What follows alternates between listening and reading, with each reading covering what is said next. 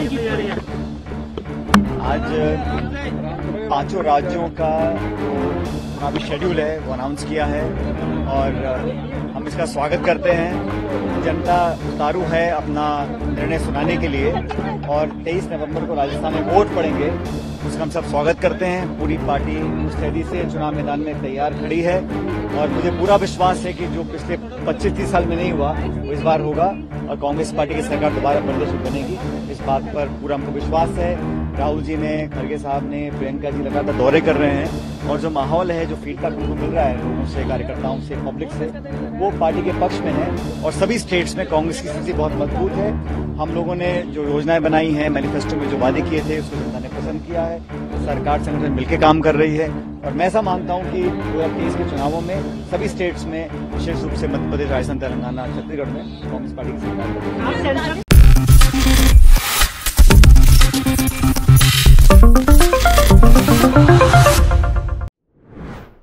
नमस्कार, next 9 news देख रही हैं आप और मैं हूं आपके साथ प्रज्ञा सिंह। बहुत बहुत स्वागत है आपका मेरे खास प्रोग्राम सत्ता से सवाल में। सत्ता से सवाल में आज बात राजस्थान की, क्योंकि विधानसभा चुनाव आखिरकार तारीखों का ऐलान हो चुका है और जिस तरह से आज CWC की अहम बैठक देखने को मिली, सुबह से ही ये पता चल चुका था कि कांग्रेस पूरी तरह से तैयार है विधानसभा चुनाव के लिए। तैयारियां बहुत पहले से चल रही थी, लेकिन अब आखिरकार तस्वीर साफ करने का समय आ गया है। मुख्यमंत्री पद पर आखिरकार किसकी ताजपोशी होगी, इसे लेकर अब कांग्रेस फैसला लेने वाली है। सवाल लगातार ये उठ रहा है कि अगर कांग्रेस सत्ता में वापसी करती है, जिसके दावे लगातार कांग्रेस करती हुई भी नजर आ रही है, तो फिर आखिरकार मुख्यमंत्री पद किसे सौंपा जाएगा? क्योंकि अगर अब निर्णय नहीं लिया तो आने वाले समय में कांग्रेस को मध्य प्रदेश जैसा हाल देखने को मिल सकता है। जैसे मध्य प्रदेश में ज्योतिरादित्य सिंधिया की बड़ी बगावत के चलते कांग्रेस को सत्ता से हाथ धोना पड़ा था, अगर अब भी फैसला नहीं लिया तो ऐसा ही हाल होगा। ऐसी ही दुविधा में कांग्रेस कर्नाटक में पड़ी थी, जिसके चलते बड़ी मुश्किल से सरकार को संभाला और संजोकर इस वक्त चला रही है। अब सवाल ये बन रहा है कि आखिरकार किस तरह से कांग्रेस की ये डूबती नैया पार लगेगी विधानसभा चुनाव में। बता दें कि आज चुनाव आयोग ने 5 राज्यों की तारीखों का जिस तरह से ऐलान किया और आखिरकार 7 नवंबर से लेकर 3 दिसंबर के अंतराल में 5 राज्यों में चुनाव हो जाएंगे और परिणाम भी आ जाएंगे। अब ऐसे में सवाल लगातार ये उठ रहा है कि राजस्थान में आखिरकार कांग्रेस की क्या रणनीति है। कहा जा रहा है कि आज हुई बैठक में कई अहम मुद्दों को लेकर बातचीत हुई और आज जिस तरह से राहुल गांधी ने चुनाव के परिणाम आने के बाद ही प्रेस कॉन्फ्रेंस की। प्रेस कॉन्फ्रेंस में राहुल गांधी ने कई अहम मुद्दों को उठाया, लेकिन जिसमें सबसे महत्वपूर्ण था वो था जातीय जनगणना का। जातीय जनगणना पर राहुल गांधी बोलते हुए नजर आए। इसी के साथ उन्होंने विधानसभा चुनाव को लेकर भी अपनी बातें रखी, लेकिन सवाल लगातार ये उठ रहा है कि आखिरकार वो क्या वजह है, क्यों कांग्रेस मुख्यमंत्री पद को लेकर के अपनी तस्वीर साफ नहीं करना चाहती। क्या अभी भी राहुल गांधी, मल्लिकार्जुन खड़गे, सोनिया गांधी, तमाम आला कमान के मन में ये डर है कि अगर अभी तस्वीर साफ की तो कहीं ना कहीं नेताओं के बीच चल रही अंतर्कलह एक बार फिर से फूट कर बाहर आ जाएगी और इसीलिए अभी सीएम फेस को क्लियर नहीं किया जा रहा है। अगर मुख्यमंत्री पद को लेकर के चेहरा नहीं सामने रखा जा रहा तो फिर राहुल गांधी के चेहरे पर चुनाव लड़ा जाए, जैसे कि भारतीय जनता पार्टी कर रही है। बता दें कि भारतीय जनता पार्टी 5 राज्यों में नरेंद्र मोदी के चेहरे पर चुनाव लड़ रही है। सीएम फेस किसका होगा ये सरकार बनने के बाद तय किया जाएगा और कहीं ना कहीं नरेंद्र मोदी के चेहरे पर उन्हें जीत मिल भी जाएगी।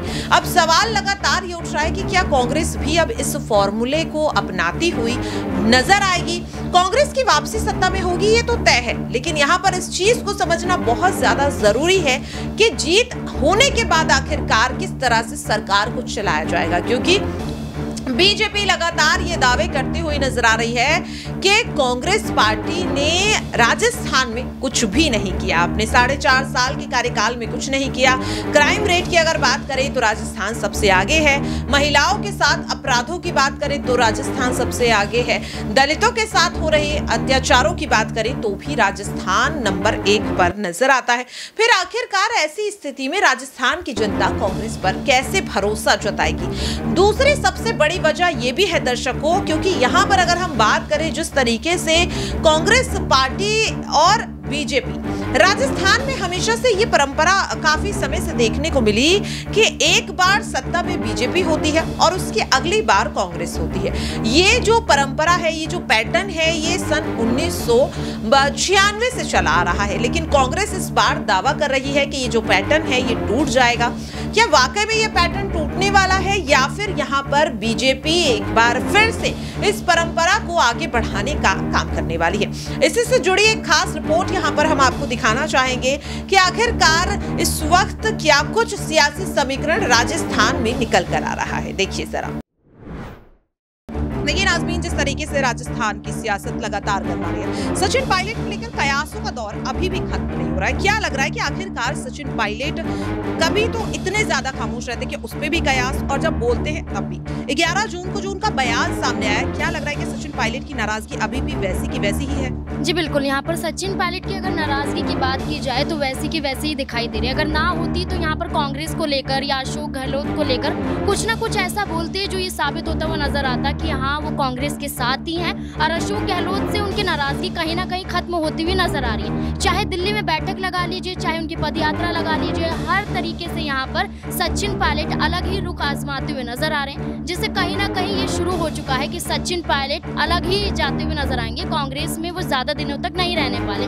ऐसे में साफ तौर पर सचिन पायलट ने तो कुछ नहीं कहा है, लेकिन ये जो जैसे आपने कहा कयास शुरू हो चुके हैं, ये कयास सामने आ रहे हैं चुनाव से पहले, और चुनाव से पहले ये सामने आना ये सच साबित करता है कि सचिन पायलट की वजह से कांग्रेस की मुश्किलें खड़ी होती हुई नजर आएंगी। देखिए वाकई में बहुत बहुत शुक्रिया नाज़मीन। और ये सवाल तो लगातार उठ ही रहा है कि सचिन पायलट इस वक्त जिस तरीके के तेवर दिखाते हुए नजर आ रहे हैं, वो कहीं ना कहीं अब कांग्रेस पार्टी की मुश्किलें बढ़ाने का काम ही करते हुए नजर आ रही है। अब ऐसे में अब सवाल ये भी उठ रहा है कि क्या सचिन पायलट इस वक्त जो तेवर अपनाते हुए नजर आ रहे हैं उसके लिए आखिरकार जिम्मेदार कौन है? मुख्यमंत्री अशोक गहलोत जो लगातार सचिन पायलट का कहीं ना कहीं तिरस्कार करते हुए नजर आते हैं, या फिर आला कमान जो ये सब कुछ देख कर भी खामोश है? सचिन पायलट के चेहरे पर चुनाव तो लड़ा जाता है, लेकिन जब उन्हें जिम्मेदारी सौंपने की बात आती है तो आला कमान यहाँ पर बड़ा खेल कर देते हैं। और अब ऐसे में सवाल यही उठ रहा है कि आखिरकार सचिन पायलट के इन तेवर के लिए जिम्मेदार कौन है? और इसी सवाल को लेकर यहाँ पर मैं आप पहुंची हूँ मेरे सहयोगी दौलत के पास। सबसे पहले दौलत, आपका बहुत बहुत स्वागत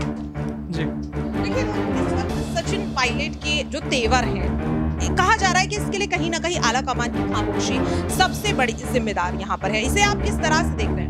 जी बिल्कुल, यहाँ पे जो आला कमान की खामोशी है, कहीं ना कहीं सचिन पायलट का गुस्सा वो लगातार बढ़ा रही है, और उन्होंने सीधा सीधा इशारा आला कमान को दिया है और अशोक गहलोत को दिया है कि अगर मुझ पे ध्यान नहीं दिया गया, मेरे को सीएम चेहरा नहीं बनाएगा तो कितना बड़ा नुकसान आपका हो सकता है। उन्होंने खुले मन से कहा कि मैंने जब शिकायत करी तो किसी ने सुनी नहीं, कोई जिस बड़े को मैं पुकार रहा था वो मेरे साथ नहीं आए। तो बिल्कुल ये इशारा अशोक गहलोत की तरफ था, और वो कहीं ना कहीं अपना जो जनसैलाब उन्होंने 11 जून के कार्यक्रम में दिखाया, भारत जोड़ो यात्रा में दिखाया, और जो उससे पहले जो उनके कार्यक्रम में उसमें दिखाया, तो साफ कर चुके हैं कि वो युवाओं का फेस जो है राजस्थान में बन चुके हैं। और राजस्थान के जो मेन मुद्दे हैं, युवाओं का मुद्दा हो, चाहे छात्रों का मुद्दा हो, महिलाओं का मुद्दा, वो लगातार उन मुद्दों को उठा रहे हैं, और मुद्दों पर ही उनकी पार्टी नाराज चल रही है उनसे। जो उन्होंने 3 मांगे रखी थी, उनकी पार्टी नाराज थी कि जिस तरीके से वो लगातार आग बबूला हो रहे थे अपनी पार्टी के ऊपर। तो अब लेकिन कांग्रेस को समझना चाहिए कि जो अब युवाओं की बात करेगा, जो रोजगार की बात करेगा, वो उसके पास ही सरकार होगी, और पूरा जो दबदबा है राजस्थान में यहाँ पे पायलट के पास दिख रहा है। अजमेर समेत और भी कई ऐसी जगह है जहाँ पे जो सीटें सीधा सीधा पायलट के हाथ में है, और वो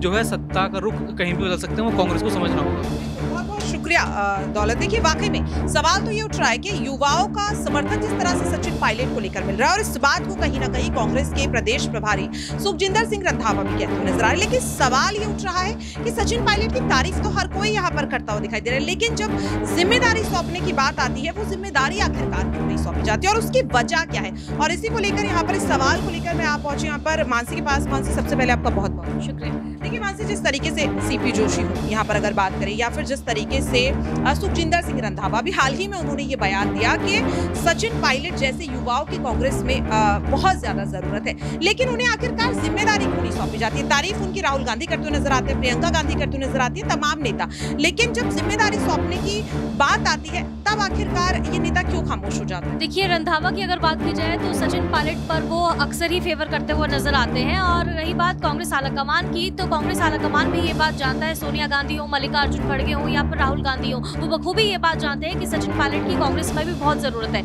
यही वजह है कि काफी समय तक वो इंतजार कर चुके हैं, उनको बरगलाने की कोशिश सचिन पायलट के लिए की जा रही है। लेकिन इस पूरे मसले पर कांग्रेस आलाकमान फैसला इसलिए नहीं दे रहा है क्योंकि वो ये बात जानते हैं कि राजस्थान में अब जल्द ही चुनाव होने हैं। ऐसे में कोई भी फैसला लेना उनके लिए हानिकारक साबित हो सकता है, क्योंकि अशोक गहलोत के पास विधायकों की संख्या ज्यादा है। कहीं ऐसा ना हो कि अशोक गहलोत नाराज हो जाएं, और अगर उनके विधायक जो है वो भी उनसे नाराज हो जाते हैं तो यहाँ पर कांग्रेस आलाकमान की जो सरकार है वो पूरी तरीके से गिरती हुई राजस्थान में नजर आएगी। यानी कि बनी बनाई सरकार यहाँ पर राजस्थान में गिरती हुई नजर आएगी अशोक गहलोत के दम पर। यही वजह है कि कांग्रेस ये सोच रही है कि फिलहाल इस पूरे मसले को ठंडे बस्ते में डाल दिया जाए, कोई भी फैसला नहीं लिया जाए। मुझे ऐसा लगता है कि सचिन पायलट को मुख्यमंत्री बनाने का फिलहाल सोच नहीं रही है। कोई बड़ा पद दिया जा सकता है, लेकिन मुझे ऐसा लगता है कि सचिन पायलट उससे जो है खुश होते हुए नजर नहीं आएंगे, उनको मुख्यमंत्री ही बनना है।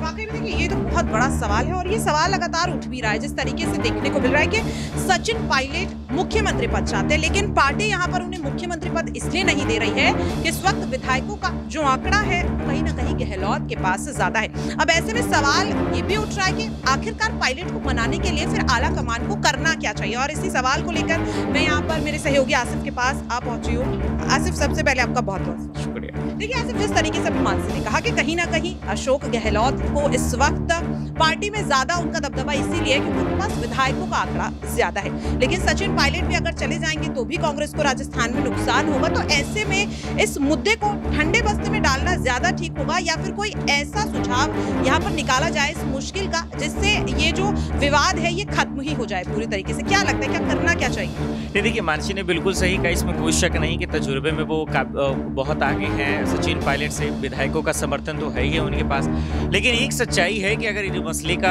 हल को तलाशा जाए तो मेरे जहन में तो यही है कि देखिए, सबसे अव्वल नंबर पार्टी की जिम्मेदारी है। पार्टी की जिम्मेदारी जितना अशोक गहलोत के लिए उतना ही सचिन पायलट के लिए। आप जीत हार से पहले अगर अपना फायदा देखेंगे तो सिर्फ और सिर्फ पार्टी की बर्बादी होगी और किसी को कुछ नहीं मिलने वाला है, क्योंकि आप जब जीतेंगे नहीं तो फिर कुर्सी की मलाई कोई और खाएगा। ऐसे में रास्ता सिर्फ और सिर्फ एक बच जाता है, वो ये कि यहाँ पे अशोक गहलोत हो, सीपी जोशी हो या फिर डटोसरा हो या फिर सचिन पायलट या तमाम बीजेपी का वो कुंभा जो राजस्थान चुनाव की जिम्मेदारी उन्हें मिली, वो फर्स्ट ऑफ ऑल क्या करें कि पहले पार्टी को जिताएं, फिर उसके बाद आप अपना जितना जद्दोजहद करना है कि किसे क्या कुर्सी मिलेगी, कौन डिप्टी सीएम, कौन मुख्यमंत्री होगा, इसकी लड़ाई आप करें। लेकिन पहले ही आप जब हार जाएंगे तो फिर इस मसले पर आप लड़ाई कर ही नहीं सकते। तो मेरा मानना यह है कि आप जो फोकस है वो जीतने पर रखें कि जीतेंगे कैसे, कार्यकर्ताओं में, नेताओं में जोश भरिए, जीतिए, उसके बाद फिर आप इस चीज को डिसाइड करें, क्योंकि पहले ही करेंगे तो मुझे लगता है कि पंजाब वाला हाल होगा, आप पार्टी भी तो जाएगी, साथ साथ सरकार भी चली जाएगी। तो देखा आपने और सुना भी। सवाल यहाँ पर यह भी है कि बीजेपी और कांग्रेस के बीच चल रही कांटे की टक्कर के बीच क्या कोई तीसरी पार्टी, कोई तीसरा नेता ही यहाँ पर बाजी तो नहीं मार ले जाएगा? क्योंकि आपको बता दें कि समाजवादी पार्टी के राष्ट्रीय अध्यक्ष अखिलेश यादव भी 5 राज्यों पर अपनी पैनी नजर बनाए हुए हैं। तो वहीं दूसरी ओर चुनावों की तारीखों का ऐलान होते ही मुख्यमंत्री अरविंद केजरीवाल ने भी साफ कर दिया कि इस बार वो भी अपनी कमर कस चुके हैं विधानसभा चुनाव के लिए, क्योंकि हर कोई जानता है कि अगर लोकसभा में अपनी पकड़ को मजबूत करना है तो विधानसभा चुनाव पर अपनी फतेह हासिल करनी पड़ेगी। देखना होगा कि आखिरकार कौन होगा राजस्थान का नया बाजीगर। फिलहाल के लिए मेरे खास प्रोग्राम सत्ता से सवाल में आज के लिए इतना ही। कल फिर होगी किसी अन्य मुद्दे को लेकर आप सभी से मुलाकात।